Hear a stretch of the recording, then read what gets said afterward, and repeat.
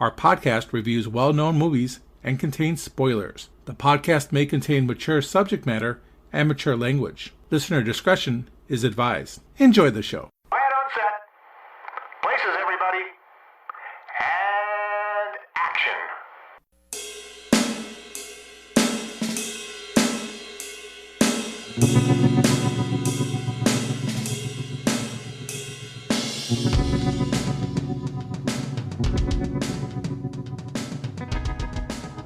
It's time once again for the Hooked on Movies podcast. Today we're going to be looking at the original blockbuster movie that set the world afire, or at least the waters ablazing, if you will. The 1975 release by Steven Spielberg, Jaws. With me are Ken. I'm not talking about pleasure boating or day sailing. I'm talking about working for a living. I'm talking about sharking. And Ted. Here's to swimming with bow-legged women. What are you, a leprechaun? Okay. Yep. And I'm Eric, doing the line of all lines.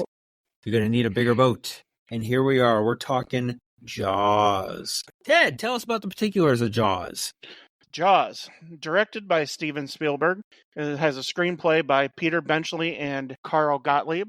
It's based off of the novel Jaws by Peter Benchley. It has a running time of 124 minutes. It has a release date of June 20th, 1975.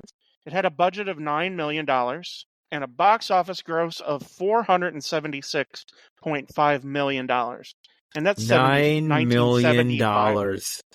Isn't that insane? $9 million. Even by 1975 standards, it's just insane to think about that. Oh, yeah. On Rotten Tomatoes, it has a critic score certified fresh of 97% and an audience score of 90%. It also has an IMDb rating of 8.1. Jaws stars Roy Scheider as Sheriff Brody, Robert Shaw as Quint, Richard Dreyfuss as Hooper, Lorraine Gary as Ellen Brody, and Murray Hamilton as Mayor Vaughn. And those are the particulars of Jaws. Oh, that's all you got. All right. I thought you were going to have more celebrity cameos or something in there. Okay, no worries. Ken, tell us about the production of this movie. So originally, Steven Spielberg was not going to be the director of Jaws. The first director was Dick Richards, who he was fired after a meeting with the producers and studio executives. In that meeting, he said the opening shot would have the camera come out of the water to show the town. Then a whale, not a shark, would come out of the water. The producers basically said that we're not making a Moby Dick movie, and they would not work with someone who did not know the difference between a whale and a shark. Bye-bye, Dick Richards. Bye-bye, Dick. Jaws opened up on June 20th, 1975, but it was supposed to be released earlier in Christmas of 1974. But because filming ran over shooting schedule, the release of it was pushed back to the summer of the following year. Back in 1975, summer was traditionally when the worst movies were dumped into the theaters, as Americans enjoyed going to the beaches and things of that nature. The film was so good, beachgoers actually flocked to see it, and the movie became the highest-grossing film of all time at that point. And then after they saw it, they didn't flock to the beaches because they were scared shitless of the water. Yeah, people were like, you know what? I'll do the movies instead. Thank you very much. Awesome. Although Steven Spielberg did consider other people for the lead part of this movie, he actually considered Lee Marvin in this movie as well, but Charlton Heston for the role of Brody. But Spielberg decided against casting him because he was already in too many heroic roles at that time, including Earthquake, which came out in 1974. Oh my goodness. Have you guys ever seen Earthquake? I have not seen Earthquake. It is a train wreck. I know you love disaster movies. Oh, I love it. It is a great train wreck. It's one of those Irwin Allen movies that is just incredible. Can you imagine Charlton Heston in Jaws? Damn you, dirty shot. Martha's Vineyard in Massachusetts was used as the main focus of this movie, primarily because it was 12 miles out to sea. And usually when you made a movie about like sharks and whales and stuff, they would do it on the studio lake. Sure. But Steven Spielberg really wanted to do this in the ocean. We'll talk more about it later on, but he had some difficulties, which included, of course, a mechanical shark to function. Residents were paid $64 to scream and run across the beach as extras. There's so much making of for this movie, Jaws. I think Jaws is like the first main movie to have focused on behind the scenes. It could be its own movie by itself. There's so It's many crazy. documentaries It on is awesome. Jaws, Yes. how much they filmed, what they were doing. Yeah, I think they did that on purpose. I'm sure they did. But during pre-production, Steven Spielberg brought his friend Martin Scorsese, George Lucas, and John Milius to the effect shops where the 20-foot long Bruce, which was the name of the shark, was being constructed. Lucas said, if you can get half of this on film, you'll have the biggest hit of all time. Lucas stuck his head in the shark's mouth to see how it would work. And as a joke, Milius and Spielberg took the controls and made the jaws clamp shut on Lucas's head. Unfortunately, Lucas survived. No. That's why. Well, he can relate better with mechanical sharks. That's why the prequel sucked. And unfortunately, later on, technical difficulties on the production would suffer. The shark would malfunction, and Lucas got stuck in the mouth of the shark. When Spielberg were finally able to free him, the three men ran out of the workshop because they knew better that they broke something expensive. It appears that Spielberg may have been the reason why the shark hadn't worked initially. And it was classic. During the filming of this movie, they'd make daily announcements in the morning. They'd be like, the shark is working today. Yeah, the Dreyfuss shark says is that. not working today. Yeah, this was that in the documentary. He even great. does the special effects of walkie-talkie back then. Yeah, So. yeah. That's crazy. I did know that they had trouble with the shark. I just didn't know how much trouble that they had. When the shark was working, which is very, very rare, it was a good day. Yeah. So let's put it this way. They filmed all the other scenes, all the scenes that are on land, first because they couldn't get the shark to work. Mm. And because the shark didn't work, I think this was supposed to be only a 2-month deal because back there, the actors or the director's studio, the contract was running out at the end of the year. So they wanted to make sure that all productions that started that year ended that year. So they were trying to do it within a couple of months. But because of the shark, it took much, much longer. The original one was launched and it was sank to the bottom of Martha's Vineyard. And they used to wonder joke if it's still down there. No, they got it out. But people, it was there for probably a couple of weeks, and people would be like, in their boats, like, there's a shark. Yeah. So for awards, Jaws won 3 Academy Awards for being Best Film Editing, Best Original Dramatic Score, and Best Sound. Composer John Williams conducted the orchestra during the 1976 Academy Awards. So when it was announced that he had won for Best Score, he had to run up to the podium, accept his Oscar, and then run back to continue conducting the orchestra. So he basically played himself off. That's awesome. I wonder, when we're talking about the special effects and everything, I wonder how many of those guys ended up going to work for Industrial Light and Magic on Star Wars and stuff. I bet Lucas found a few because I'll bet she poached because them. that Sure. shark, because that shark is freaking awesome. 90% of this movie is mechanical. 90% of this movie is not special effects. You got that one, that weird, effects, yeah. It's practical effects, which is what's so great about this movie. Which is what Steven Spielberg says is the hardest directing movie that he's ever done. Sure, yeah. Because of all the mechanics to it. Exactly. Which is amazing because he didn't get nominated for Best Director. He was a little peed-out on that one. It was nominated for Best Picture, but it lost to One Flew Over the Cuckoo's Nest. Yeah, well. That's a great movie in itself, too. It's hard to argue against that movie. Maybe not against that movie, but as far as director goes, Oh, when you create a movie like did Milos Jaws, Forman win for Best Director? Probably so. But the fact that Spielberg didn't get nominated and for what he created, now we take it for granted, right? But back then, the Academy is out there, yeah. Yeah, the Academy is biased on certain types of movies and stuff. Right, they like the dramatic. Exactly. They probably thought this one was hokey. So besides an Oscar for John Williams' score, he also won for the Grammy that year, the BAFTA Award for Best Film Music.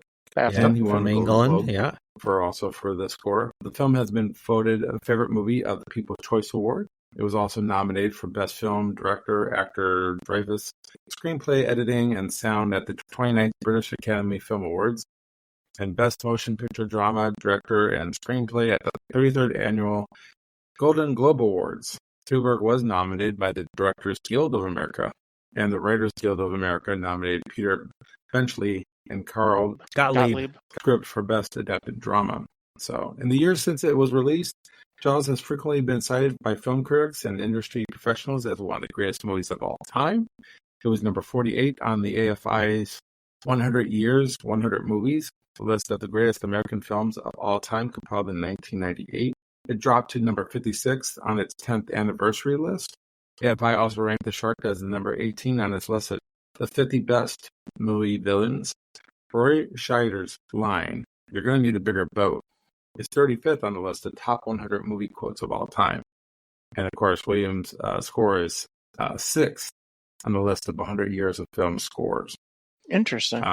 And in 2001, the United States Library of Congress selected it for preservation in the National Film Registry, Yeah, I didn't know that. recognizing it for the landmark horror film and the first summer movie. Jaws is one of the main reasons why we had the summer blockbuster. Jaws, It is the main reason. Jaws So made the 4th of July, and Star Wars made Memorial Day. Yeah. So that's what I have for awards. All right. Awesome. Thank you there, Ken. How about the first time we watched this one? How about you, Ted? Oh God, Yeah. I don't even remember. It was when I was a kid. I know, because this is a movie that's like my dad is like, oh, you got to watch this, because we love the horror movies and stuff. It's always been there. I will admit, before this week, it had been quite a few years since I had actually sat down and watched it. No kidding. So it was good to come back to it, and it reminded me how much I enjoy the movie, especially Quint. He's my favorite. Cool. The only fun story I have is Michelle was saying that when after they watched it, they ended up going on vacation, and her stepsister wouldn't go in the ocean because there was a shark attack. In the movie or in the ocean? Where they were staying, there was a shark attack. So yeah, she pieced out on going into the ocean for the rest of the trip. But not Michelle. She braved the ocean and the sharks. So, and she's still alive to tell the tale. Of course. So this movie, I saw this one 8th grade, rented the VHS copy of it, and it set a lifelong love of Steven Spielberg movies and Jaws 1 and 2. We don't have to talk about 3 and 4, but I love this movie out of the gate. It was crazy. There's no doubt that this is probably my second favorite movie of all time. I'll just put that out here. I love it so much that I dragged my wife to watch this movie in the theater during a re-release, and she said it was probably the stupidest movie she's ever seen in her life. She hates this movie with a passion. That's not nice. She says the special effects are poor. She says it's not scary. The plot is stupid. She doesn't get it. She just does not get this movie. I don't find it terrifying anymore. No, it's not. It's a thriller. It's not terrifying. It's a thriller. Yeah. Have you seen it in 4K? I have seen it in 4K last year. Okay, so it's awesome. You can't tell that the shark's mechanical. Well, you can't tell the shark's mechanical in any of the versions. So But you can I tell don't know. blue screen in the 4K. Yeah, movies of this caliber, when you start seeing them in 4K of this age. Yeah, I think it's great. Most That's of the it- version I most of purchased it on is. digital. Most of it is, but I think there are some scenes where you know that they're not on the water. 90% of it, they're on the water. Maybe But I was some of just the into it and didn't You notice. probably were, which is awesome. I mean, that's great if you can overlook that stuff, which I do. I overlook, the nuances and the strings and the There's a scene ropes where and the. Roy Now that you Scheider's- mention it, I think there is one scene with Roy Scheider. Brody and Hooper. The sunset scene. They're on the deck. Yeah. The okay. sunset. Yeah, I can see that now. Yeah. Now that I put that picture in Yeah. my mind. Okay. that's the big scene that comes out. They're on day one of the boat. The sun's Right. coming down, Right. and you can tell you're like, okay, you are not on the water. Oh, But all right, other than that, it's realistic. I think it's awesome in 4K. It so. is. Ken, tell us when you first saw this movie. Amazing Cable. Love, I saw it in the theater at 3 years old. No way, really? It's the No, first you movie didn't. I Stop remember. it. You did not. It's the first movie I remember. I No, don't you remember much of it. didn't. Seriously? My parents actually took us to go see Jaws. They brought a 3-year-old and to go see Jaws. Yeah, probably a 3-year-old and a 1-year-old probably. to And see your Jaws. sister? Probably, but she probably didn't know what it was. They didn't know it was rated R. It's not R. It's PG. Well, it was a Oh, was drive-in. it PG? It's PG. It was drive-in. Oh, that's cool. I think a drive-in. And I don't Oh, remember. that would be I don't remember cool. much. I don't remember much about it. Okay, so you Well, weren't you like were 3. screaming and crying in the movie theater. You guys were at a drive-in. That would be cool. I am Initially in the jealous. I would drive-in, love to see us at a drive-in. I remember especially coming into the drive-in because I remember where it was at too. We saw it at the drive-in theater off of 53 and Butterfield Road. I forget the name of the theater, but it's now like a forest preserve area 53 now. in Butterfield? Yeah, there's nothing there. There's a I great remember drive-in coming theater in. in Dixon, Illinois, if you ever get the chance to go out there. The horror convention does their Yep. movie screenings out That's there. right. So I remember coming into that place, and when my parents drove up, what I remember most is the Jaws poster that stuck in my head throughout all these years. I barely remember anything from the movie at that point, but I remember that poster. And then, of course, later on when it came on cable, yeah, I saw it lots of times. I don't think I remember anything when I was 3 years old. I barely remember anything when I was 3 years old. Yeah, but you can that's actually one of the physically things. remember going to see that movie in a drive-in. That's I think awesome. why I remember it is because when I was younger, I remember, like when I was like 8, 9, 10 years old, I would remember things that when I was 3 or 4. I would still remember those things. And that was one of the things that kind of transferred over of knowing. Wow. I'm glad I didn't pass you by. That's impressive. You saw us in a drive-in. First Yep. run. Fairly count it because, like I That's said, okay. if you were to ask Hey, me how still I count felt, I don't remember anything about the movie. I just remember the poster. Well, you're 3 years old. You're probably more intrigued about the candy your dad bought you or the It wasn't popcorn, a knowing poster. you. It was kind of like a cutout of Oh, Jaws. like a stand-up? like Nice. a stand-up, but it was coming over the fence. That's Oh, cool as hell. that's great. I bet that thing's worth like thousands of dollars now. This would actually be a Holy Grail original movie poster for me, I think. There's a handful of original movie posters that I would consider Holy Grail. This would probably be one of them. And an original Star Wars. Those are hard to find too. You And don't you're gonna- have one of those, Dad? No, you're going to pay out the nose. You probably paid about $2,500 for it. I'm probably pretty happy that I don't remember movies from 1975 because, again, my dad took me and my family to go see Cinderella, the X-rated version of Cinderella in the theater. So I guess it's good that I don't remember Go too Wally. much about movies. That's awesome. Go Wally. Cinderella. This isn't Disney. What is this? This is a tale he'll tell you guys until the day he dies. Oh, That's awesome. hilarious. So is that available like on DVD, the porn version of Cinderella Cinderella? version? I'm sure I know it what to get is. you now for Christmas. That's awesome. Watch this with With the family, with the grandchildren. what's the movie he likes? I want to My say dad. Rochelle, but I know that's Seinfeld. The Pavarotti movie. He likes Yeah. Yes, Giorgio. Yes, Yes, Giorgio. Giorgio. That's right. Which also sounds like a porn if you think about it. But all right, should we get into this one instead of talking about Yes, Giorgio? I would think so. You bet. Okay, Eric, why don't you lead us off on the first part of this movie? I would be happy to. This is obviously the summer blockbuster set off in 1975, and just kind of to talk about that, we all know where the term blockbuster came from. If not, I can tell. Blockbuster Video. Blockbuster Video. Wow, what a difference. No, people waiting around the corner for blocks to see this movie. Coined the phrase blockbuster. How about that? How about that? So this movie takes place in the New England town of Amity Island. A young woman goes late-night ocean swimming during a beach party. And it's kind of a cool beach party if you think about it. They're on the beach. They got the fire going. They're all drinking. They're smoking a shitload of weed. These two make eye contact. Our little girl, Christine Watkins, who we lost this month, she passed away. That's my Sad. birthday, May 11th. Did she really? Passed away Yeah. May 11th. She really didn't do a lot of acting after this. She went into, I want to say, accounting or HR or something, but Well, before this, she was a stunt woman. So Yeah. that's why they hired her for the scene. Yeah. because she had some experience. she did a pretty good scene in this one here. It really brought that PG rating up when you see her running on the beach, if you know what I mean. Yes, you do. Yes. Yes. Thank you, So 4K. Oh yes, thank you, 4K. That you are right. Oh, so she goes running away from the beach party.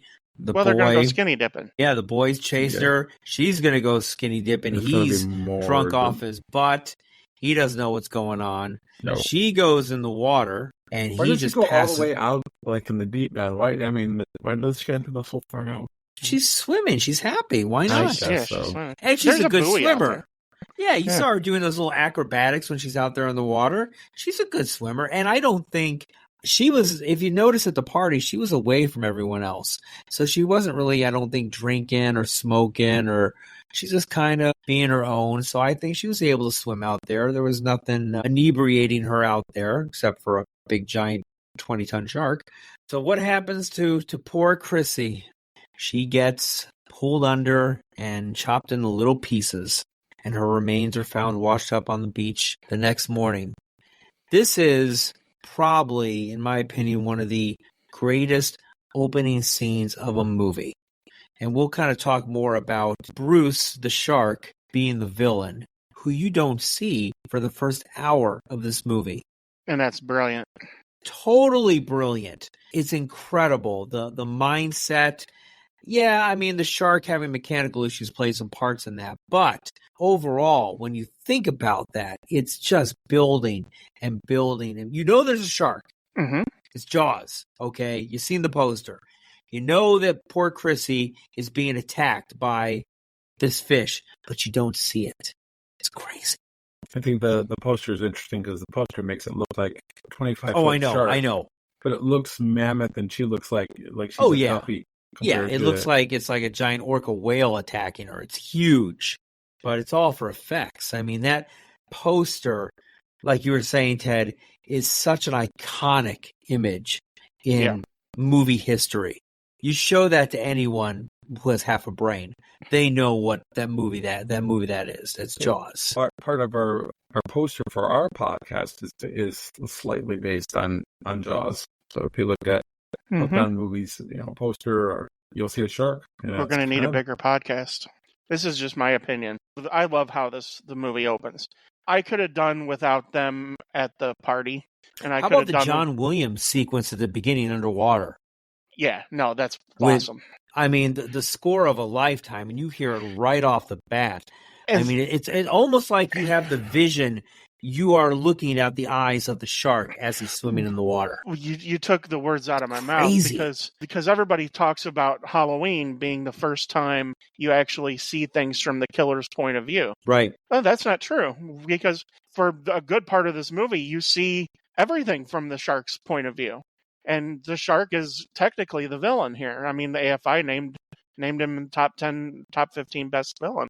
Number 18. Yeah, crazy, Yeah, right? so, yeah. I mean, but I could have done without the beach party thing and the boy acting like a fool and Well, you had to slipping set it up down. some way. I mean, why would Yeah, you do that? it's a harmless setup. It's, they're all on the beach. They're having some fun before the 4th of July when all the tourists come in. These are all the locals. That's They're the just 70s. kind of enjoying. That's what you did. It's what you did, man. I think it's a great opening scene. But everything once they get to the water is freaking awesome. I love her reactions when the shark gets her. Yeah. Fear. Oh, she doesn't know what the hell it is. Yeah, it's Considering terrible. she's not a real actress, the reactions to it are very genuine. Yeah. The first time it's kind of like what happened, and then Right. and then Pulled the under second time, slightly, right? The It's like, second time whoa. she's kind of like a stuttering, shaking kind of deal, and I Mhm. like the progression from the first thing. It was like, wait, what was that? To the second one, to like, holy crap, I'm in. Well, then big you trouble hear here. it towards it before she's pushed. She's like, it hurts. I mean, that Mhm. shark is biting her. But- That is like the ultimate fear. Funny thing when she got to the buoy, Yeah. and she's hanging on, she was supposed to start saying the Lord's Prayer, but she forgot how it went. Huh. She said that there was a bunch of Catholics on the set, and they didn't remember it either, and so they just, I guess, scrapped it. But yeah, and she had to Interesting. actually go into the studio to redub that scene, and of course it's Mhm. out on water. I guess Spielberg had to take like buckets of water and like pour it on her while she's trying to deliver these lines. Yeah. Oh, wow. So that's how they dubbed it. Initially, that scene was filmed in a swimming pool. Didn't work out well. Yeah. Aspect ratio wouldn't be accurate. Correct. You probably had some really cheesy blue screen or something behind it, but initially they tried to film that in an actual large swimming pool, and it just didn't have the same effect with the No. thrashing and everything around. Yeah, it's No. it's every a time- killer scene. Every time I You see know, literally. the scene, Yeah. every time I think of Ace Ventura, Pet Detective, when he goes looking for the dolphin and he finds a shark in the in a tank, and the Yeah. and going back and forth. He's trying to swim out of it and stuff. Very big homage to the Jaws movie. In fact, this scene and multiple scenes in this movie, a lot of movies copy it. I mean, this movie has been copied so many times. I mean, after this, you have killer dolphin movies. I mean, it gets kind of ridiculous after a while with the type of movies that come out. Flipper Goes Bananas. Flipper Goes to Monte Carlo. The only problem I have with this initial setup here is after her body washes up on the beach. I guess initially Spielberg didn't like the way the hand came out and looked a little more, like he said, a little too fake.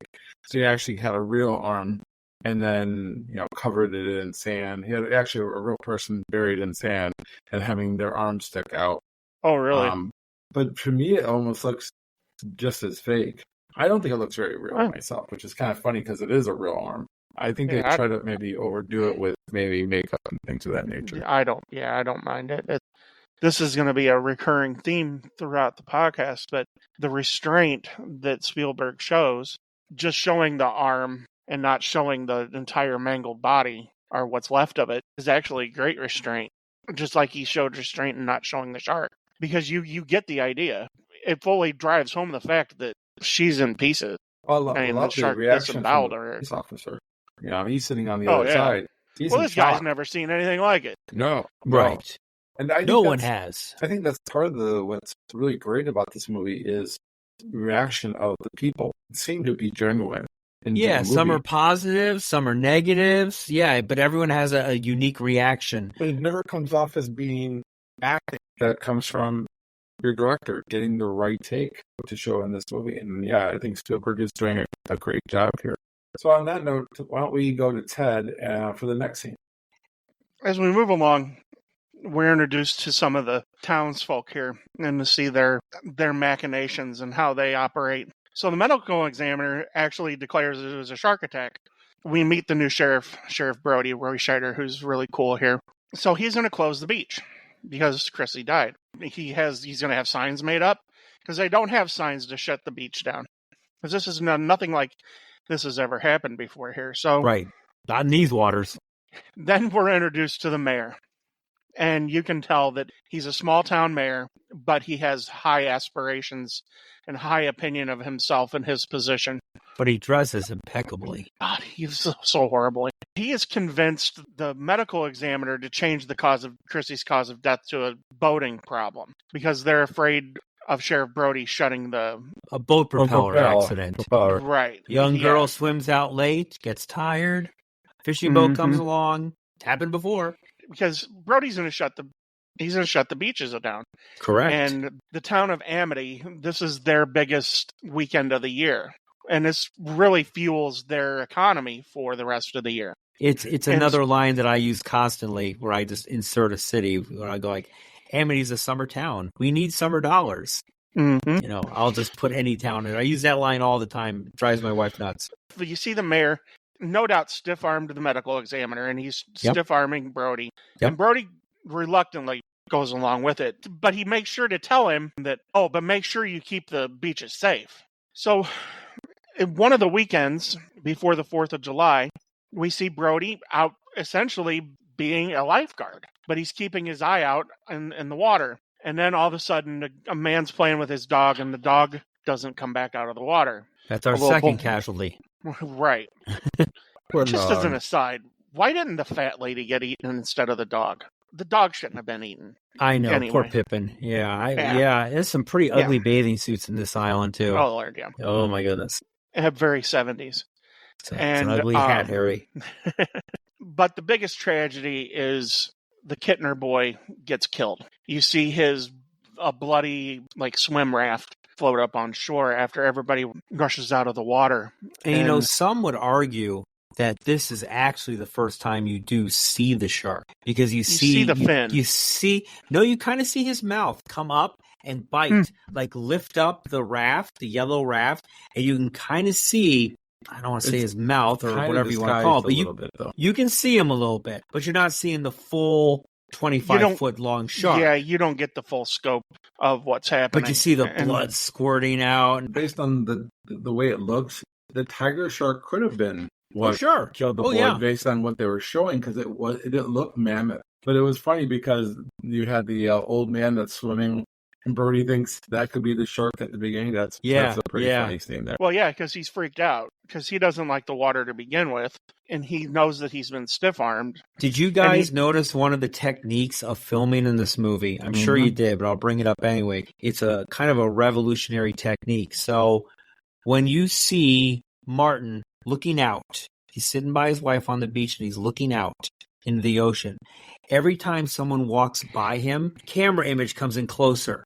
And then someone else walks by and it comes in closer. That was a technique that had never been used before. Can't think of what the technique is called, but it was something that really brought people's attention to what was really going on. It ramps up the tension. Yes, it does. Because you know something's going to happen. Sure. It's undeniable because he keeps looking out, and there's the quick scan out to what he's looking at and quick back to his facial reaction. You know something's going to happen, you just don't know when. Well, Spielberg was trying to get it in one shot, but he didn't know how to do it in one shot. And so that's why he had people walking across so he can do these reaction shots, because they're getting closer and closer and closer. So instead of having to do it in one shot, that's why he has people move one way to the other way. So it can seem like a constant one shot. And it builds tension, like you said, Ted. Right. It really builds it. It's absolutely wonderful. It's brilliant movie making. It's a technique that a lot of people have tried to duplicate and can never really recapture. Sometimes you can do it, but it's very far and few between where you create that kind of tension. And it seems organic. It doesn't seem forced. That's the problem with a lot of them. That's exactly right. Yes, organic is a good word. It's not forced at all. It's very natural. Right. It flows. Yeah, you don't even realize you're seeing it. That's the thing. What's really organic also is the reaction of the beachgoers. Yeah. You have the line is like, "Did you see that?" Right. I love that line. It's something I think somebody would actually say, because it's like, wow, that just happened. Am I seeing that? And the other people, of course, are screaming and yelling and shark and all that other stuff. I like the reactions of everybody going around, including the sheriff, because that's what we're waiting for. I mean, he gets fooled a number of times. So when it actually happens, the look on his face is legit, because we've been waiting for it the whole time. But too many parents letting their kids go out in the water, I'll tell you, man. In the deep end. I'm like, what the hey? This has never happened before. So, I mean, they would have no real reason to worry about anything like this happening. So, but as a parent, I'm just worried about the kid who's on this inflatable, with a pool inflatable. This is not something you use to go out on the ocean, on the lake, or whatever it is. Tom Hanks and Castaway floating around the. Well, there is that side pool that's cut off from the rest of the ocean. So maybe that's what he it was wasn't intended in the side for. Pool. He was no. He was out in the ocean with it, and he kind of snuck it though too. He kind of like went up and took it. And she saw him. He ran right past her with it. She saw it. She's and then busy reading of her course, book. she blames the sheriff for it. But. And let me ask you this: it's her son, right? Yeah. Mm-hmm. Doesn't she look like she's 60? I know, right? She looks way too old. Well, I was thinking maybe grandmother when I first saw that. I'm like, especially when she comes back later and slaps Brody. You're exactly. Like, wait a second, the old guy looks like he could be her husband. I was hoping it was maybe just like her lawyer. I don't know. It just seemed really odd. It's a couple from Cocoon. Right. So on the next scene, a bounty is now placed on the shark, causing an amateur shark hunting frenzy. Quint, an eccentric and roughened local shark hunter, offers his services for $10,000. And also, I think it's like $200 a day. And I think he wants some brandy, cable TV, the whole works. Color TV. He just keeps on, color TV. But I'm just adding on and adding on. They consult a oceanographer by the name of Matt Hooper, who examines the girl's remains and confirms that an abnormally large shark killed her. And then when local fishermen catch a tiger shark, the mayor declares that the beaches are safe. Mrs. Kittner confronts Brody and blames him for her son's death. A skeptical Hooper dissects the tiger shark and finds no human remains inside its stomach, determining a larger shark killed the victims. When we go into this scene, it's interesting that everybody wants to be a shark hunter right off the bat, right? Everybody, an expert. You have a guy who goes ahead and takes his wife's dinner out there and tries to get the shark with that. Yeah, trying to bait it. Yeah. But then they get the tiger, and I can understand to a certain extent why they think the tiger shark might have killed the boy. Because, like I said earlier, we see the same. We don't know the size of the shark. I mean, most of these people don't know how big this shark is. The only one that really seems to know is Hooper, because he's got that experience. And Quint probably knows, because when they catch the tiger shark, if you watch Quint, he's on his boat, he's just laughing. Yeah. He's smiling and laughing because he's like, you fools, you guys don't have the right shark. I mean, those are the two experts here that really know what's going on here. But $10,000, that's a lot of money for like 1975. I actually looked it up. It translates to $58,000. That's not Still bad. not bad money for killing a shark. Nope. Yeah. Of course, you want a little bit, better than a trolling boat and some dynamite. I love the guy throwing out the M80s. Yeah, yeah. Into the With other boats ocean. around him.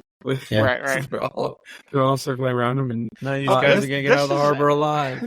This is actually super accurate. I mean, Yeah. the Kittner lady posts a bounty. No doubt it ran on the radio.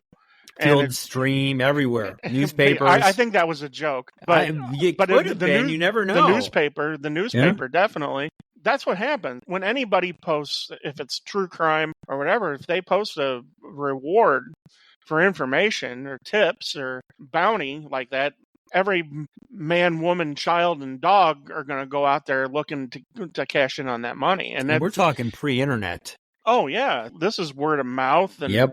and everything. And so everybody's out there. Well, because panic has set in too. Because now a little boy has been mauled and everybody watched it. There's no getting around it now. But it's a funny scene because Quint's sitting in the back of the room because I guess this is like a quote unquote press conference, town meeting. Yeah, or whatever that they're doing. it's City Hall. And he's just like, screw everybody else. Pay me $10,000. I'll bring him in. He draws the shark on the chalkboard eating the kid. Mm-hmm. Yeah. But I love this introduction to Quint. He's no nonsense. He doesn't beat around the bush. He's just like, you know what? All the rest of you guys don't know what the fuck you're doing. I know what I'm doing. Leave it to me and just pay me. Pay me what I'm worth. Yeah, what does he say? If you want to go cheap, be on welfare the whole year. So question, if he is a shark hunter and they've never had a problem with sharks here before, why does he live here? He's not He's a doing shark his- hunter. He's a doing his professional job. fisherman But- who has hunted sharks and anything in the ocean. Right. But doesn't he basically say, and this is going towards the end of the movie, that he's a shark hunter because of what's happened to him in the past? That's I don't not his remember that primary. scene. That's not his primary job. He's a fisherman. But He just happens he's to be in special. the right but place he at the right knows. time, that's all. Well, in this case, he is. It helps to have a guy that's had experience, and he's the only one that's had experience. I mean, if you look at when they walk into his fish house, He has all the he shark has all jaws and those stuff. shark Yeah. jaws all over. So I mean, Even he's good at Hooper what he smiling and stuff. He's like Oh, a kid in the yeah. candy Could you store. imagine the U-Haul that he had to get to grab all the shark things over to his place?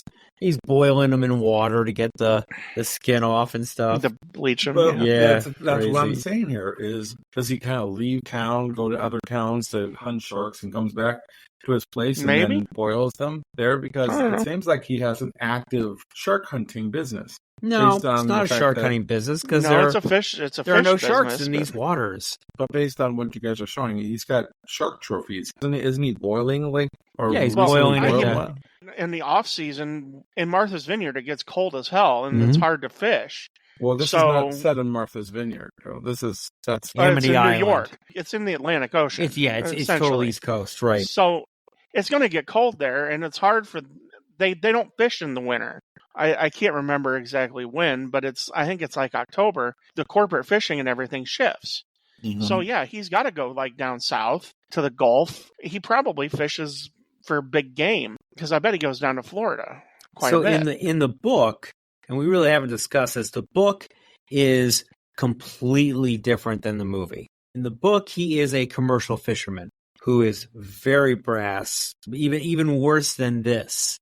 Doesn't get along with anyone whatsoever. I'll just let you people know, if you love the movie, read the book. It's going to give you a completely different conception or reception of this. The plot is the same for the most part, but the characters completely different 180 personalities. You won't believe some of the plot twists that are involved with the characters in the book versus the movie. The movie is fun. You like the characters. You can relate to the characters. You feel empathy. You feel sorrow. You feel a little bit of hatred here and there. But in the book, everyone is an asshole. Except the shark. I don't know. I guess it depends on who you talk to. So, highly recommend you read the book if you're a big book reader. I know in the book, Hooper is sleeping with the sheriff's wife.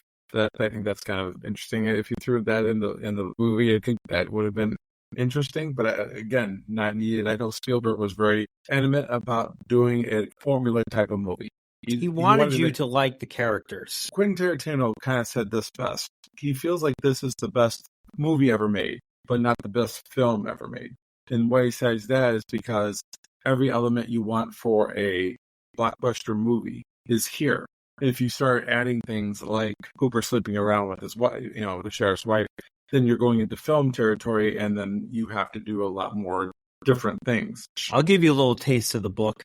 So, when they're in the towns meeting and all the people are worried about, are we going to close the beaches and stuff? One of the townspeople goes, if you close the beaches, they're going to call this place Harlem on the Water. Wow. There's a lot of racial overtones in the book and a little bit of homophobic stuff, which does not relate very well to today or 1975. So those were all things that Spielberg took out. That's a good idea. The book is dark. There is no happy, joy, fun-loving stuff in the book. It is one dark scene after another, after another, after another. Best bestseller book. It is. It's a great book. It really is. And I read the book decades after I saw the movie, thinking that it would be, like really close to it. I was like, my good, this is not even in the same universe. I do want to say that my favorite scene here in this section is Hooper opening up the shark. Yeah. I love watching Dreyfuss's reaction to the smells. Yeah. While he's trying to open up the shark. Again, it comes back to what I think is legitimate reactions to things. Yeah. Dreyfuss seems to be react to what I think somebody would react to when opening a shark that has all that type of smells and then everything that's coming out of it. I think Ted, you could probably relate to it as opening up a tauntaun. Exactly. I was just thinking of that. And I thought they smelled bad on the outside. That's right. You have a license plate. So it showed you would eat a car? Swimmed up from Southern waters. Yep. Southern waters. So I like that. I like it's a Louisiana license plate. Yeah. It's definitely my favorite scene in this section of the movie, but it's probably one of my favorite scenes in the whole movie. It solidifies that this is not the shark. You got a much bigger problem. Yeah, it's a good scene. Eric, why don't you go to the next scene? Tell us a little bit about what we're going to get next. So this is where the fun begins, in my opinion. You've got Marty, who they're both a little bit tipsy. Marty's a lot more tipsier, and he needs to be drunk to get out on the water. So they come up with the idea. Hooper's like, let's go out and see if we can find the shark. He's a night feeder. So they go out there. They try and find him. You learn a little bit about Hooper there. Apparently, Hooper comes from a little bit of money, paid for all the equipment on the boat. He's a wealthy guy, but he enjoys what he does. So he's got all his fish finding equipment, and they go out there. Equipment finds something out there. So they go out there, they shine their lights, and they find Ben Gardner's boat, which obviously Marty knows the boat. It's an old fishing guy in town there. It's kind of odd. When I first saw this, I'm like, okay, you're going out there.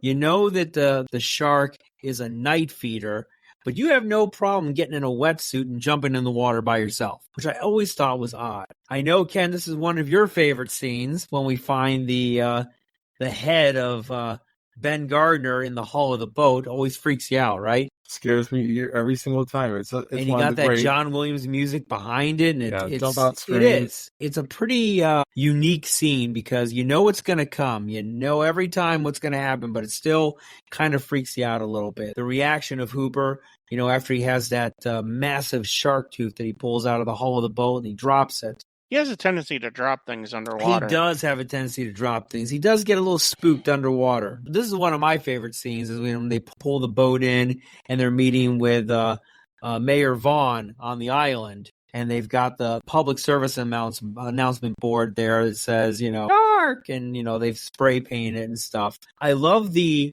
banter between those three guys where Mayor Vaughn is just like sloughing everything off like it's nothing and you just want to get yourself in the National Geographic. He is just not realizing that there is a killer shark out there that is going to just keep feeding and feeding and feeding. And all he cares about is summer dollars. Greed. Yeah, greed. He's willing to sacrifice however many people. That's not what he's thinking. I think he's not saying that he's ultimately going to let people die. He really believes that this shark was caught. He really believes that this is a one-off. You haven't given me any proof. I don't even know if Hooper would have showed him this big tooth the size of a shot glass if he would have even changed his mind. Because I don't think he really believes he wants to believe. He's forcing himself to believe because he doesn't want the beaches to be closed. No. Because it would be a catastrophe for the town. It's a summer town. People that next move scene, away. you show all the boats and all the cars coming in. Yeah, it's huge. And it doesn't affect only this season. Once you have something like this, it's kind of that will be your reputation for years to come.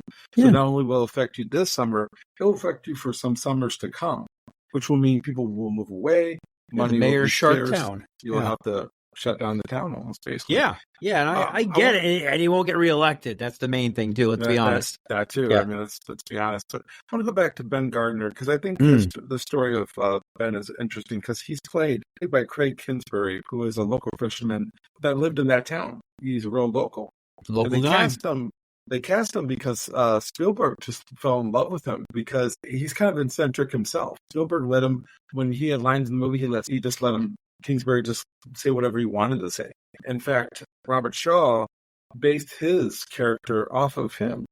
Yeah. For the movie, which I thought that was pretty interesting. So this is a very interesting individual that, he doesn't have a lot of scenes. When he's driving the boat earlier, when we were talking about the boat drivers and someone throwing dynamite, he's one of those drivers, and he's drunk during that scene. Yeah. He's a little off his rocker, Well, To go out and do what they did do. say that if he didn't get Shaw, he would have used Kingsbury for the other role.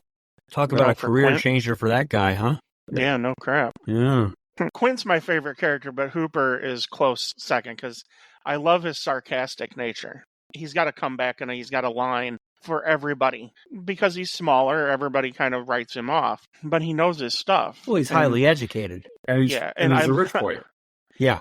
One of my favorite things is when he comes into Brody's office on the beach, and he's like, well, they're all going to die out there. Yeah. I None of them are going to make it out of the Yeah, nobody's going to make it out of the harbor. alive, yes. Yeah, that's wonderful. Can you tell me where No. there's a good hotel or restaurant on the island? Right. Yeah, It's- walk forward. Yeah. Well, and I do think that it's interesting that Dreyfuss and Shaw didn't get along very well during this, and I think that helps to a certain extent with their going back and forth. I mean, Dreyfuss will now say that, they only had one argument, which might be true. I don't know. Time changes all stories, right? You never know what's true, what's We know not true. Dreyfuss is hard to work with, and we know But Shaw's also hard to work Shaw with was as well. incredibly hard to work with on most movies he did. So those two personalities, Yeah. colliding together. Actually, it works out here because Works out their great. Back and forth is extremely well done. Yeah, wanted to reiterate. I love the jump scare in the boat. I know it's coming every single time, but for whatever reason, it gets me. I think it's because it's a combination of the face popping out, the scream, and the score And John going Williams' up. violins music. Yeah, everything is just well done to give you that scare. Right off the bat, you see what shape the boat is in. Oh, yeah. You know a shark did this. Makes me question later on when they go out to get this shark. They might have needed a bigger boat to begin with. They should have realized it based on this shark attack on this poor little boat in itself. On that note, why don't we go ahead to the next scene? And Ted, why don't you give us a little bit on that? So we finally get to 4th of July. The beach is packed, but nobody's in the water. Here again, we get the mayor. Yes. And the mayor's walking around, he convinces an old guy and his wife, and they've got their grandkids. At least and we think it's our grandkids. I don't know these days. Yeah, exactly. Based off of how Mrs. Kittner looked. Right. But he convinces them to go into the water. So after he convinces them to go into water, then everybody kind of follows suit. And of course, there's two smart-ass kids. Always are. Have scuba gear, and they attach something shaped into a fin. It's like a cardboard fin or something. Yeah. And just freaks everybody out. Those kids are extremely lucky. They almost get shocked. That they didn't get shot. Yeah. Let's be perfectly honest. If this was real life, one of those cops would have bucked a shot into the water. You could tell they were itching to pull the trigger. But this takes the attention away from what's going on. And Brody and his wife buy their son it's like a little catamaran. Yeah. Little sailboat. And his son and his friends are going to take it out. And Brody convinces him to stay in the lagoon, even though the boy says that the lagoon's for the old ladies. The shark invades the lagoon. And we get a really brilliant shot of the little boy in the water. And he's just frozen with terror. Oh, the guy's leg being bitten off in the boat. Yeah, the dude's dropping into the water. Yeah. Oh yeah, that's completely creepy. Yeah, so they have to take Brody's kid to the hospital because he essentially goes into shock. Even though he wasn't bit or anything, it's just the shock of seeing what he saw. Sure. Which is another human emotion. Finally, we get the first real human emotion from the mayor and when they're at the hospital, and he doesn't really come out and apologize. Well, he's in shock too. This movie's so old you can still smoke in a hospital. Yeah, exactly right. And the mayor finally signs off on paying Quint the $10,000 to go find the shark because the mayor admits that his kid was in the water too. Right. He finally gets the gravity of everything. And he says, he's like, Martin, I was only doing what was in best interest of the city or the village or whatever. Yeah, which is where his interest. He's justifying himself in his actions. Yeah, I get it. This all works here. It's seamless because you get the transition of the mayor to actually being concerned now.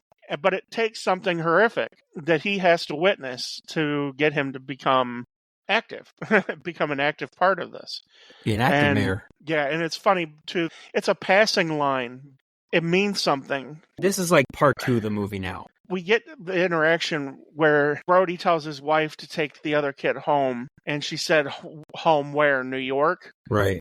And he goes, no, here. So you know he's in it to win it.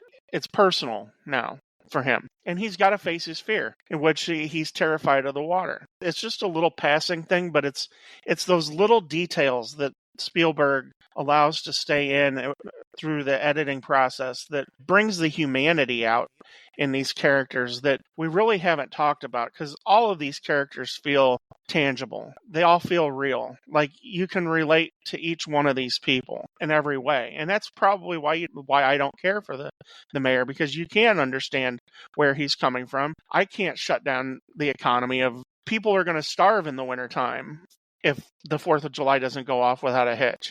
All of these characters, there's not a whole lot of fleshing out, but they feel real. And you feel connection to them. And they're all so different in different ways. It's brilliant. It really, truly is. It's a great script, but it's also great directing and editing. And I think that's part of what makes Spielberg. And you're part 1 of this movie. Technically, you still haven't seen the shark. You haven't seen the villain. You've never seen the shark. You know he's out there. You know he's killing, but you haven't seen him. But this is also, too, where he goes into the lagoon. We actually get to see the fin. Right. But we also get to see the tip of the tail. Because it makes you wonder, are there 2 of them? No, that's just how freaking big he is. And it's like you get that perspective shit. He's a tank. He's like what Hooper said. He's a killing machine. Evolution has bred him for one thing, and that's to kill. It's swim just around, great. Eat, and make baby sharks. Right. It's awesome. It really, truly is. He's skipping the make baby sharks idea and just going straight to just eating. He's a rogue shark where the eating's good. How about this lagoon thing? about a shark going into kind of shallow water. Yeah, it is shallow. No, you're right. It is shallow. It is shallow. Yeah. Yeah, but why is he going into the shallow waters? Because no one's Territorial. there. Territorial. It's perfect. Right. The shark is kind of almost playing a game. This is Yeah. my ocean. This isn't yours. I'll go wherever I want to go to, and there's nothing you can do about it. Right. He's almost egging people on to come after him. This is what makes the shark interesting, is because it seems like the shark has personality. The shark Yeah, has, no, clearly. that's what separates. He's a real character. He's And a if you real watch character. the sequels, he has a revenge tactic. I mean, I that don't know doesn't how mean- much revenge could he really get. he's Oh, it's dead. crazy. He gets blown up in the end. Spoiler alert. But anyway, It's the kids. It's the son of Jaws, if you will. Son of the Jaws. family. Son of Johnson. The family. Yes. I guess Yes. that one It's a swims all the way vendetta. down to Florida or California. I don't know. I No, don't it watch was the others. it was Jamaica. Was it Jamaica? I don't Yeah, watch the other yeah, he sequels. followed. I've There's never Jaws watched 2. any I've of only the watched sequels. Jaws They're 2. horrible. 3. 2 is good. 2 is not that good. 2 Even is good. Schreider- 2 is good. 2 is Schreider okay. doesn't even want to admit that It's- film even existed. It's not bad. I mean, it's some pretty bad overacting with the teenagers and stuff. But 3 and 4 are train wrecks. Well, 3 doesn't have anything to do with the other Right. 3. That's Wisconsin Jr. Yeah, Bess Armstrong and Dennis Quaid. Dennis Quaid. You want to talk about some bad CG? My goodness. Going back to Brody's son, I think about earlier in the film. I think he's in the boat over by the house, and Oh, yeah. and the wife is like, just let him do. You're overthinking it. And then she starts reading the book about shark attacks, and then she yells out to listen to your dad, get out of that boat. Get the hell out of there. That scene also is a foreshadowing for what happens to the fisherman, I can see that. to that fisherman's boat, because that's what causes her to tell him to get out of the boat. Another Actually, brilliant move. Another thing that I didn't talk about a little bit earlier, and I just want to touch on it real quick. I love the little mimic. That was all. The father and the son. Yeah, that was all scripted. Not scripted, because Non-scripted. Yep. Scheider was just sitting at the table with him and Yeah. started doing things, and the kid would imitate him, and then they decided to put it on tape. That's a legitimate scene right there. That really happened. It was spontaneous. They were able to capture it on film. Like I said, this movie has so many genuine things going for it. I think you need this genuine stuff happening in the background to make us really care about these characters and what happens to them. As far as That's the why mayor you goes, probably wouldn't like the book, because you don't care about the characters. yeah, if you did the book and you made the movie in exactly as the book is, I don't think we'll be talking about this movie. Probably not. No, because it would be each person is out for themselves, literally. They're all trying to one up each other. Like I had said before, it's all of these little things that Spielberg leaves in. It creates an atmosphere that it draws you in. And we see this throughout Spielberg's career. He's a master storyteller in how he directs. He has an eye for it. It's undeniable. And I think when you look at the 4 best friends, Lucas is definitely the least of the 4, but you have Marty, Steven, and Francis Ford Coppola. He's the old man of the group, essentially. You think They're all old men now. He's the Godfather. Yeah, exactly. Yeah. Well, without the Godfather, Jaws doesn't get made. You know True. that, right? Yeah, I do. Yeah. And neither does Star Wars. And American Graffiti. Well, it's a testament to those 4 men. I mean, those are 3 of the greatest actors to ever make movies, and 1 brilliant science fiction creator that has an eye when given good direction, and his worst impulses are held at bay. But you just look at those 4 minds. And the fact that Steven Spielberg and Marty Scorsese shared an apartment together down on a beach in California, I mean, come on, man. You can't make that shit up. Mm-mm. Let's go to the next scene here. So despite tensions between Quint and Hooper, they and Brody head to sea on Quint's boat to hunt the shark. As Brody lays down a chum line, the shark suddenly appears behind the boat. Quint estimates that it's about 20 feet long and harpoons it with a line attached to a flotation barrel. But the shark pulls the barrel underneath the water and disappears. At nightfall, Quint and Hooper drunkenly exchange stories about their assorted body scars. Quint reveals that he survived the attack on the USS Indianapolis, during which many U.S. sailors were killed by sharks. The shark returns, ramming the boat's hull and disabling the power. The men work through the night, repairing the engine. But I Yeah. like how it starts off with Quint and Hooper just going at it because, well, Quint doesn't respect Hooper because he is that rich boy. He actually says he has city hands. Makes him tie a specific knot. Found money all your life. Yeah. And Hooper actually has kind of like similar kind of way. He kind of respects him, but he also knows that his ways of doing things are kind of maybe too old school. There's better ways of doing things. So I think Hooper even questions his ability to capture sharks, even though he's standing in this room filled with a bunch of shark trophies, right? But they go back and forth against each other, not one backing really down. And then you got Brody, who's kind of like the referee. Our favorite line, "You need a bigger bow," when Brody is laying down that chum line, and that shark comes out of nowhere, and we now get to see how big this thing really is. We have an idea earlier on, as Ted mentions, about the fin and the tail, but now we really know how big this thing is. Brody's just getting frustrated because all he's doing is just laying out chum, which is just throwing guts of fish out there to try and attract your target, which in this case is the shark. Any idiot can do that. And Quint tells him, like Hooper drives the boat. Each person has their own key object of what they're doing on this trip. And unfortunately, Brody, who's afraid of the water, gets to do the menial task of just throwing shit out the water. He doesn't even realize he's doing it. He's just like, why am I doing this shit? Quint, he wants to make a game out of this. He doesn't seem like he yeah. wants to make this easy. There's a lot of things that he does that kind of just seems like, why are you doing things the way that you're doing? Like for instance, beating the hell out of his boat, for one thing. The line starts going. Yeah. He knows the shark is there. He isn't saying anything to anybody. He's just kind of letting it go. He really wants it just to be him and the shark. He would really want Hooper and Brody not to even be there. He does need help, but he really wants this to be between the two. And I think that's kind of cool. I think that you kind of need that for this part of the movie because you don't want everybody working together. That makes it too easy. So if they do beat the shark, it's because it was, such a great team effort. But if there's conflict between the three, it makes it that much harder. And I think that's important here. Yeah, we get the famous scene of Roy Scheider looking back over and the shark comes up. Of course, that's amazing. Amazing that the shark worked. yeah, I guess so. Right. It does look real. It looks very real. And it's an amazing shot.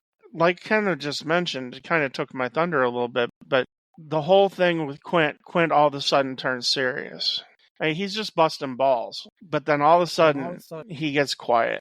And that should have been a sign to both Hooper and Brody that if he's not talking and running off at the mouth, some shit's going down. And the whole thing of just watching the line go out. He's just watching it and watching it and watching it.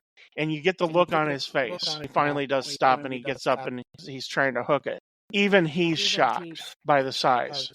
That's when he goes to get the harpoon. And that's when they get the barrel on him. And he's like, the shark's never going to take a barrel down. Right. And the shark takes a barrel down. They shoot it again. Well, he's not going to take 2 barrels down. He takes 2 barrels down. And then they shoot him a third time.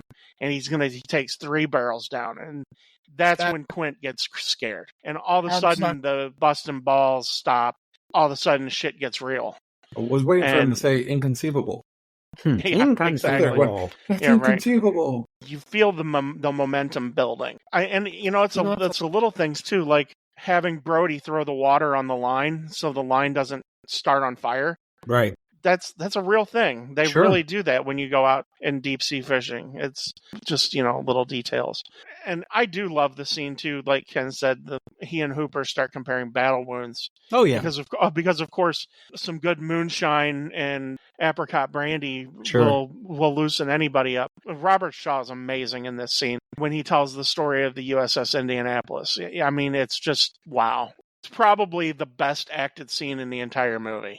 Clearly, without a doubt, it should have been Academy Award. But Shaw wrote the line. It was written twice. It was written in the book initially. Then they had a screenwriter help rewrite it, make it a little bit longer, but it was really long. And Shaw's like, I want to take this. Because I guess Shaw is also a writer. And Shaw was very insistent that he wrote this out. And I think it works perfectly. This is one of those situations where somebody who writes and acts at the same time, does the same things, works out perfectly. But I also, it brings them together because here they're acting three separate people doing their own thing. And Right. this actually allows them, of course, to bond. Now, of course, when you're out trying to catch a shark, I think the last thing you want to do is have all your three guys drunk. Well, I don't think they weren't anticipating what was going to happen. Well, Yeah. the shark ramming them and the water coming in and basically Breaking the wood boat apart, sure. Yeah, disabling the power and everything. He ate the light bulb. And I get that, but at the same time, we already saw what the shark did to the other boat earlier. Now, granted, that boat is much smaller, but not by a lot. I mean, this boat isn't a big boat. They should have realized it when first saw the silhouette, the body of the shark. Hooper's like, that's a 20-footer, and Quint goes 25. I mean, they should have realized it was such an incredibly large shark at that point. It's like all bets are off. We need to focus now. No more kidding around, no more arguing, no more drinking or this, that, and the other. But I mean, it makes for a good movie to have these little, drunk scenes, these little fight scenes. They're trying to work together. My thing is, I don't know why Quint beats the hell out of his boat so badly. Yeah, you think he would care about his boat? Not even just that. I mean, you're trying to kill the shark, but you're burying this engine. And once it's done, you're done. I never could figure that scene out. I'm like, why doesn't he take better? I think it goes back to Quinn. It's ego. It's ego. It's all ego. Yeah, it's a challenge for Quinn. It's ego. He hasn't had a challenge like this before.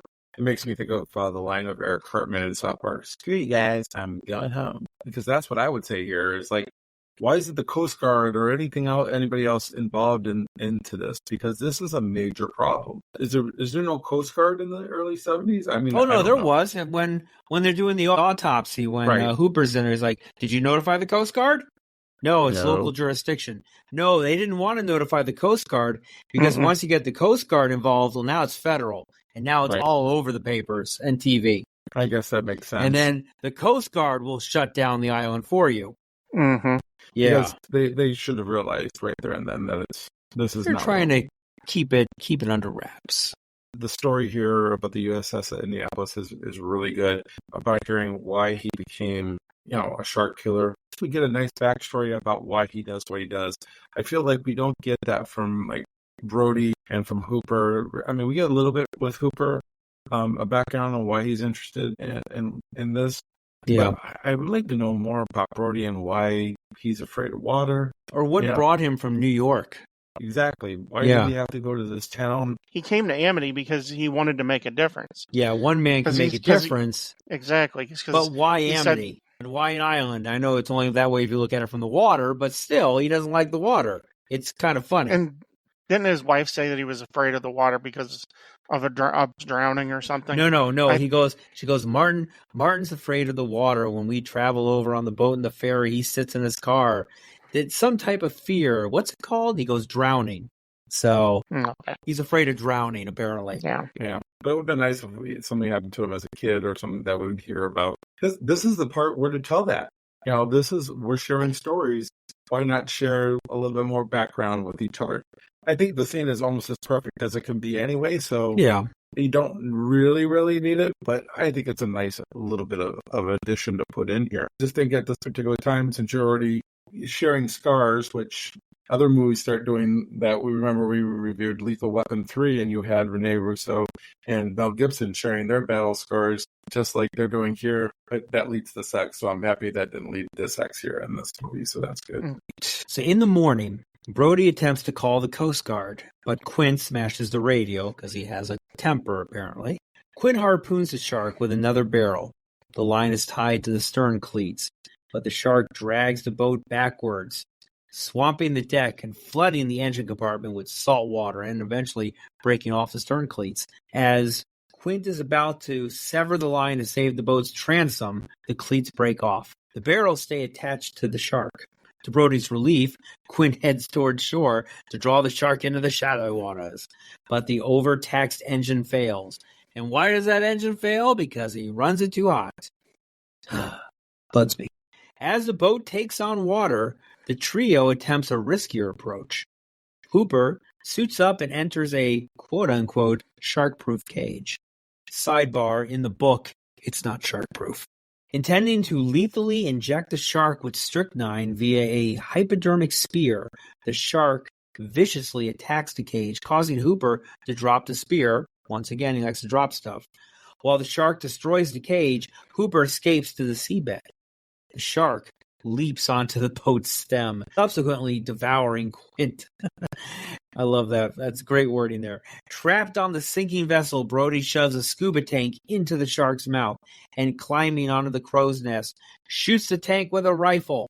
Smile, you son of a bitch. The resulting explosion kills the shark. Hooper resurfaces, and he and Brody paddle back to Amity Island, clinging to the remaining barrels. There's so much in that scene. I'm going to start right off the bat. Quint basically overpowering the boat.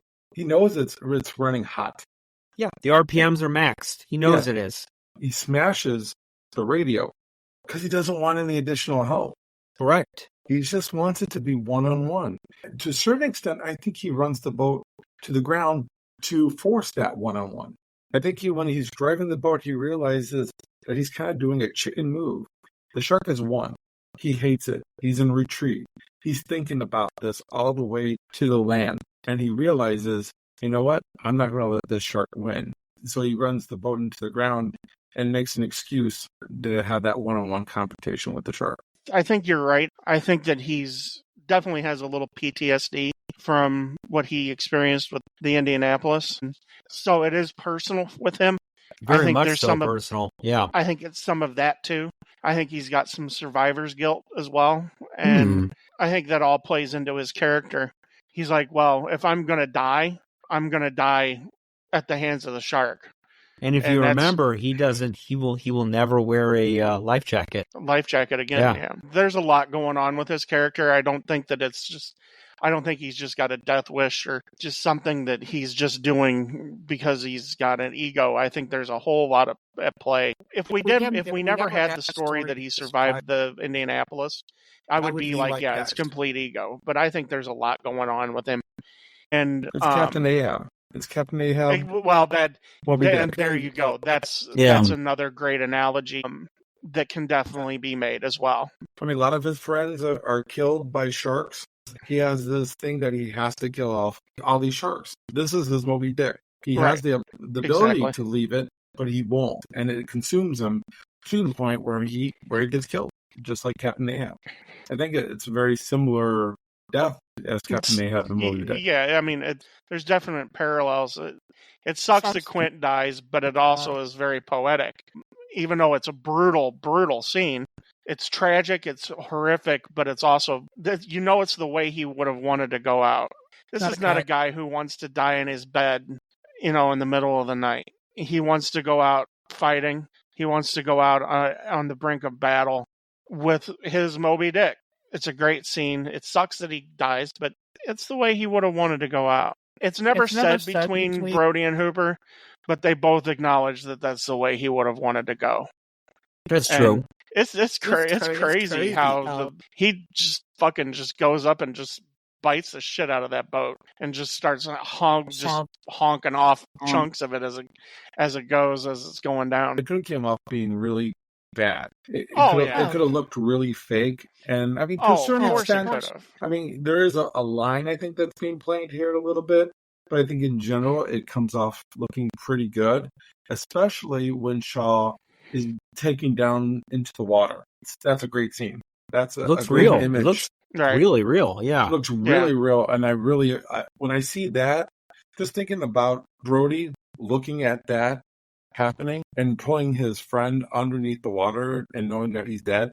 I mean, we get the view of Brody during this scene. And so I think that's great direction. That's great camera work done by these guys who don't have a lot of experience working in the ocean. I mean, and this is also Steven Spielberg's first real big, movie. There's a lot riding on this, and he is hitting a grand slam right now. Well, I mean, this is the climax of the movie. This is what we've been building to. It pays off in grand fashion, where you have Brody shooting the tank, which we find another foreshadowing earlier in an earlier scene when they say, well, that thing could explode. Well, Exactly. Okay.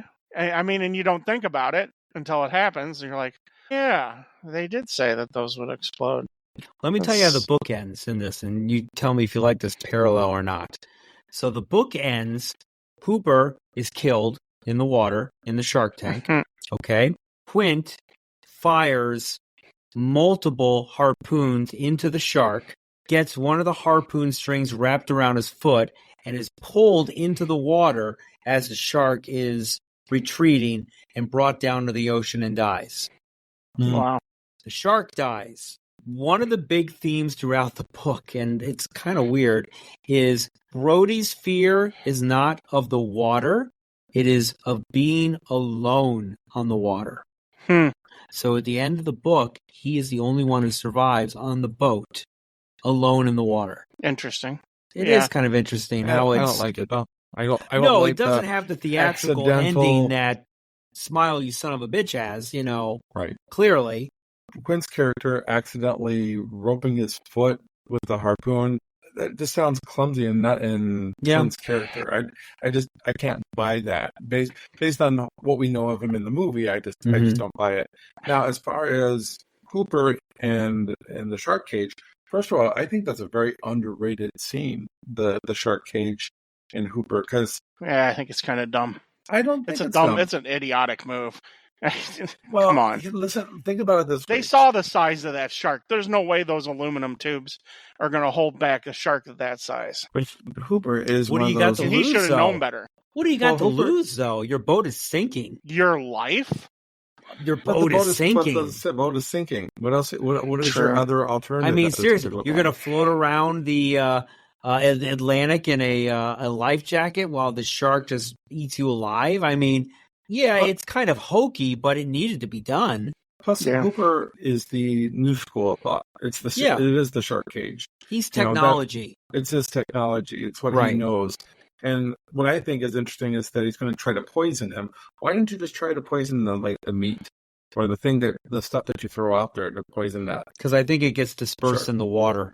This is right through his skin. Right to his skin. Okay, that makes sense. I was always wondering that why little you didn't needle do is that. gonna. But it also makes it another reason why the shark is menacing. He tears up a shark cage like made out of plastic. I'm not sure if I like the fact that Hooper hides himself until everything goes away. I mean, where else is he going to go? But he hides until things are getting better or worse. Right, yeah. I don't think he has a plan B. I think he's just like, okay, let's just chill for a while. He's a very plan A person. There's part of me that kind of wishes that he would have been able to sneak back on the boat while this is going on to help Brody.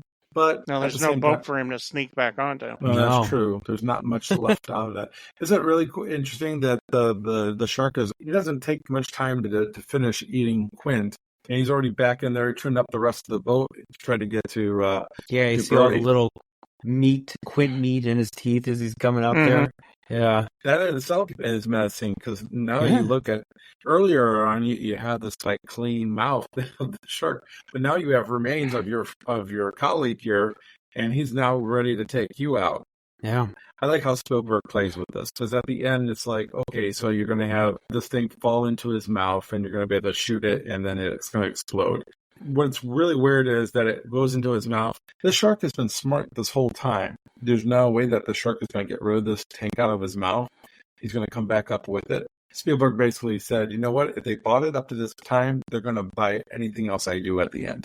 We already have evidence of a shark eating metal with the license plate and the stuff that they cut out of the tiger shark. It's a scavenger. Well, he's not even eating it. It's still fully formed in him, and he just back swallowed in it more. up. Just like scooped it. Instead of having Brody shoot it, the bites down on it and it explodes. And okay. It's kind of lodged in his mouth. Yeah, I know it doesn't look too lodged. That's my opinion. Theatrics. I get it. I like the shooting. I mean, he's a cop that knows how to shoot a gun, so I'm okay with him shooting that gun and it exploding. The explosion is actually pretty cool. I mean, with all the way the guts of the fish fly around. Fun fact. Steven Spielberg did not direct that part. It was the only part of the movie that he didn't direct. he actually was on a plane with Richard Dreyfuss on the way back home when they shot that shot. And the music is from the movie Duel. You remember his first movie, Duel, with Dennis Weaver? Yes. The car? Mm-hmm.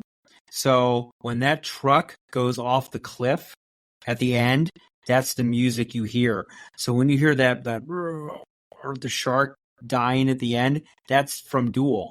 That's not John Williams' portion of it might be John. John Williams might have done Duel. I'm not sure, but that if you compare it, that is from Duel. It's underrated. I think it's a pretty decent flick.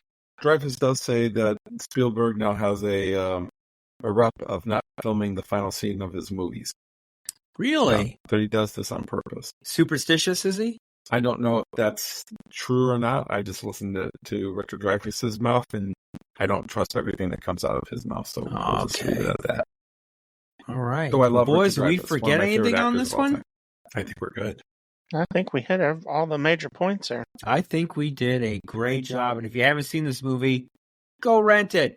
Go buy it. Stream it. I've not seen this movie now. Come on now. You have a problem. It's almost 50 years old. 50th anniversary is next year. I know, right? Well, why don't we start off with our reviews? Ted, why don't you kick us off?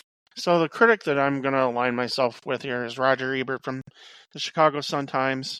He says, "The Jaws is a sensationally effective action picture, a scary thriller that works all the better because it's populated with characters that have been developed into human beings we get to know and care about."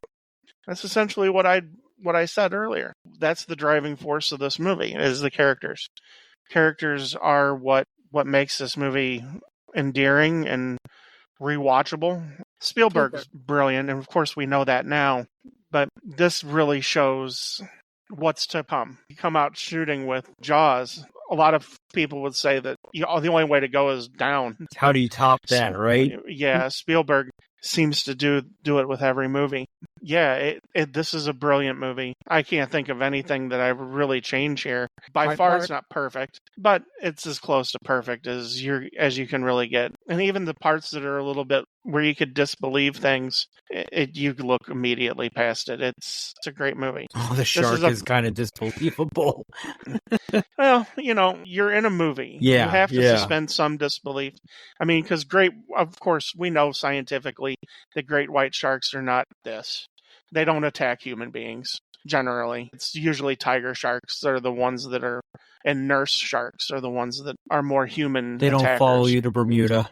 Exactly. Yes. Right. So this is a 5-hook movie for me. It's amazing.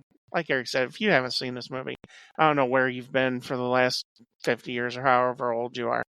You need to see this movie. This is a must-see movie. As far as movies go, this is as fun of a movie as you can find. Cool. I'm going to go with your counterpart there, Gene Siskel of the Chicago Tribune, who says, what this movie is about and where it succeeds best is the primordial level of fear. Okay, that's fine. I just picked Gene Siskel because you picked Roger Ebert. This is my second favorite movie of all time. There's very few bad things I can say about it, and even if I did, I probably wouldn't. It's a 5-hook movie. I love it. I love everything about it. I probably watch this movie 3 or 4 times a year. It's dated, yes, but it holds up. I love this movie. If you haven't seen it, you need to. Again, take us home. I'm going to go with Vincent Canby of the New York Times. He says, Mr. Spielberg has so effectively spaced out the shocks that by the time that we are ready for the spectacular final confrontation between the 3 men and the great white shark, we totally accept the make-believe on its own foolishly entertaining terms. I agree. I mean, there's some craziness about this at the end, but as I stated earlier with Spielberg, if they bought it up to the end, they're going to buy the rest of it as well. As Vincent says here, the way he spaces out the movie, you get a wow moment at the beginning, and then you have some in between about figuring everything out, and then you have oh wow, the boy gets killed, and then you have a little bit more stuff going on, and then wow, the guy legs get bit off, and their son almost gets eaten by a shark, and then you're ready for the big ending. The pacing is perfectly done throughout this movie, and for a movie that's over 2 hours, it doesn't feel like 2 hours. It moves very nicely, and that's because of the pacing. I can't find really much of anything wrong of this movie. It is not in my top tier. It's not one of my favorite movies of all time, but it probably is my favorite Steven Spielberg movie of all time. So this one's a little bit hard for me to rate because I like to give only special movies like a 5 hook rating, but I also don't think this is a 4 hook movie because I think it deserves so much more than that, because I think for especially of the time, 1974, 1975, this redefined on how to make a movie. A movie was never made like this before, and there have been few that have made it since.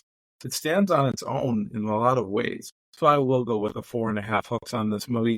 It is definitely a movie that has to be seen in your lifetime, and if you haven't done it, better do it now. And I'll tell you what, if you get the opportunity to see it on the big screen, do it.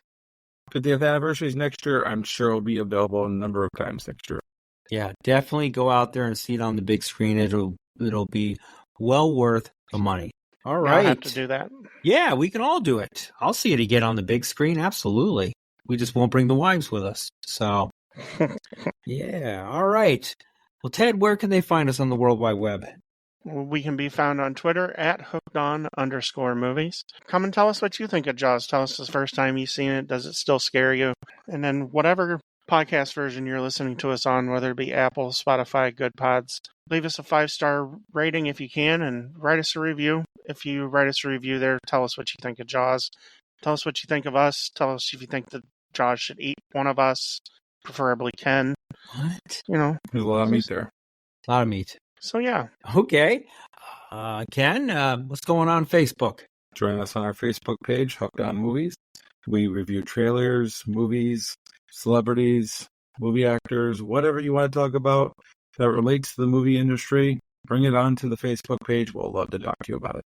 All right. Well, we are continuing the fun fest of Steven Spielberg, and I guess you could say Richard Dreyfuss, too. We are going to be looking at the 1977 release Close Encounters of the Third Kind. I'm still waiting for the second kind. So, second kind's not fun. You want the third kind. So, Third kind is Contact. Also, one of my favorite movies. So, we are definitely looking forward to reviewing this one with everyone out there. So, hopefully you will join us for our next episode, Close Encounters of the Third Kind. And as always, hasta la vista, baby. See you at the movies. see you next time on Hooked on Movies. Dun-dun.